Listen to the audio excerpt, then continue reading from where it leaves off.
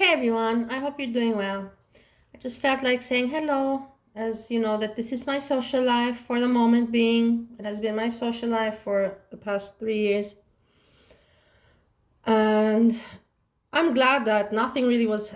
Of course, I checked the YouTube, the community, and nothing's really happening, which is good because I got to get some of my project done. As I said, I want to make this company. If anybody's bored about my stories, this is going to be a little bit about me, so check out now. And I don't want to talk much about me, but I want to share what I'm doing because I've shared everything else about my life, about how I lost everything in body, about my addictions, about my marriage, about USA. So now I'm moving on, and I think many people want to see me move on and not just talk about it and then go back reacting to foodie beauty. That's pathetic. So I checked. What I want to do is international consulting because my background is also my degree international is business international communications and relations. And I made a company with China selling ventilation equipment. They manufactured it according to the client's requests. Some were standard sizes, some were project based.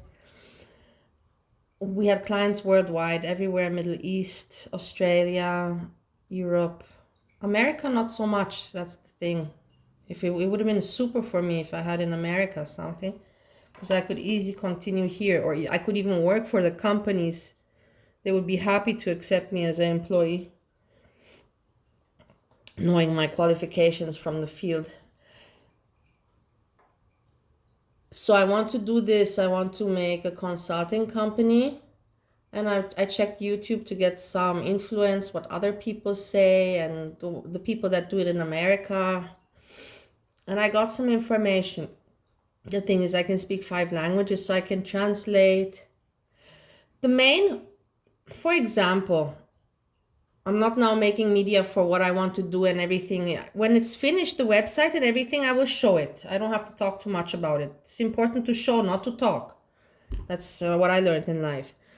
But the thing is, for example, funny story, when I was with my Chinese partner that got me in trouble in Australia, and I've talked about that before because she didn't make me working papers and she said on a tourist visa I can help her out. Well, the Australian people did not find that really okay. Even though I said that I don't have any money. I didn't earn money here. You can have all my records, check everything. I didn't earn money. I spent my money in Australia. But no, there's some laws you can't. No, I was at the trade show. I had the badge of exhibitor. Wearing that badge, having photos of that on my phone, evidence that I was working illegally. So I had to do immigration camp. 3 days, was deported. Yeah, it was quite an experience. And then my relationship with my Chinese partner obviously went down. And okay, another experience in my life. What I want to say is this Chinese woman, she has very rich. And when she moved to Australia, the first thing she did was buy a Porsche Cayenne and a house. Imagine that you have the Chinese people are so limited with their possibilities, but they have so much money. But imagine she got the possibility to move to Australia with her son because she's divorced, and to just be able in one moment to buy a house worth almost $1 million and a car of, I don't know how much that car is worth. Good for her. I didn't have those possibilities in life, but probably because she was not sharing the profit fairly, but that's another story. And what she liked to do is travel. She wanted to be part of the world. She wanted, she had the money, but she didn't have how. And she would always tell me, come on, Melissa, let's go on a holiday. I will invite you. I will invite you. Because she needed me to explain her the norms of the people. She didn't feel comfortable, even though she could speak broken English, but she was not comfortable in her skin. She could not socialize so easy with people like I can. Because I've traveled, I'm friendly. Even when people know since I was small. Hey, let's go get lunch. Sorry. Man, it's tax Even season since I was and small, I already moved at age 5 to Indonesia, Bali, and I grew up on an island there, and it was different back then in the 90s. Today it's all modern. So I have some experience with different cultures, people, religions, and I'm open-minded. I can adapt. I can have a sense of the person in about 2 3 minutes, how they talk, how they behave, and I adjust. That's a thing you also have to build up. And for example, when we would go for exhibitions or business meetings, exhibitions mainly, in the evening, you always have to meet the clients that order. That's polite to invite them for dinner or to ask for a meeting and to review. And she would always tell me, for example, the German clients, we have to take them for dinner. Let's invite them. This is good. They're ordering well and we have good profits from them. And I would tell her, no, the German people know, because the German people, they do go for dinner, but they don't want to go with a Chinese woman for dinner with a supplier.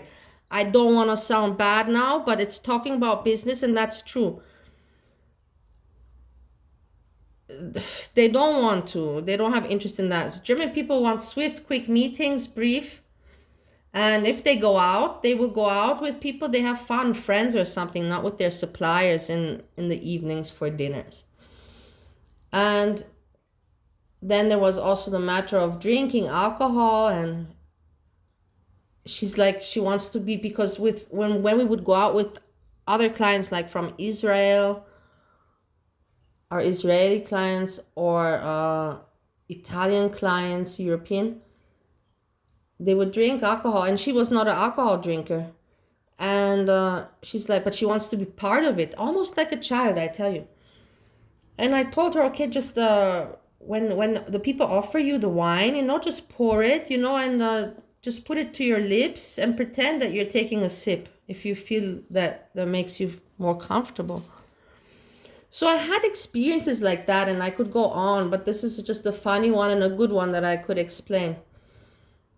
I wonder how it's gonna go. I think it's possible because I do have, like I said, I know the knowledge of trade shows. At the beginning when I went, you have the organizers and they charge you a lot of money for just the floor plan. I always took the smallest stand, which is 3 square meters back then. I don't know if that's still available. 3 square meters, and that was a lot. And then you have to order carpeting and you have to display your goods. So you have to have furniture to rent. And the organizers, of course, offer you to rent everything. And then you have stand builders. If you get companies that don't have time, they will get a stand builder. But a stand builder costs a lot of money. It's amazing how much they charge. I was shocked. And I've been getting paid $1,000 I'm a sorry month, again. if not more, just from this app on my phone. And the stand builder, you can't afford it. Some companies can, but my small company couldn't afford that. So I had to start to learn how to do things. And you go into, it's not like when I went to Spain, my first time in Madrid, and I had to start you, before the trade show starts, you usually go 2 days in advance, 3 days, if you have the possibility, because it's an expense. Everything's an expense. And you go see your floor and you see who are your neighbors, and everybody's there, and everybody's the floor builders, the stand builders are there, the professional ones. Then you have people like me just trying to manage, cheaply. And you just have to learn to rent and to put things together as cheap as you can if you don't have a big budget. I managed that. I have some pictures, I will show them at some point, of my stands in Madrid, in Milan, in Moscow, in Dubai. And you just have to learn to be nice, because the stand builders are there and they have all the tools. Of course, you're not going to go there with hammer and tools. From where? But if you ask nicely and maybe even, buy some snacks or something, be kind and ask, can I borrow the hammer, for 30 minutes? Or can I borrow this? Everybody will help you. So you can get by that and save a lot of money.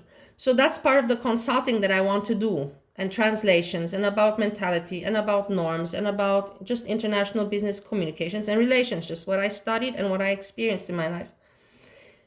If this is going to work out for me, I don't know. We will see, but at least I'm on to a good start. I don't want to work alone. I've worked alone all my life. I really wish that I would have somebody, like to share. Okay, you take care of this market, I take care of this market, and this is the introduction letter that we have, and we send. And when replies come, we see who replies and answer together.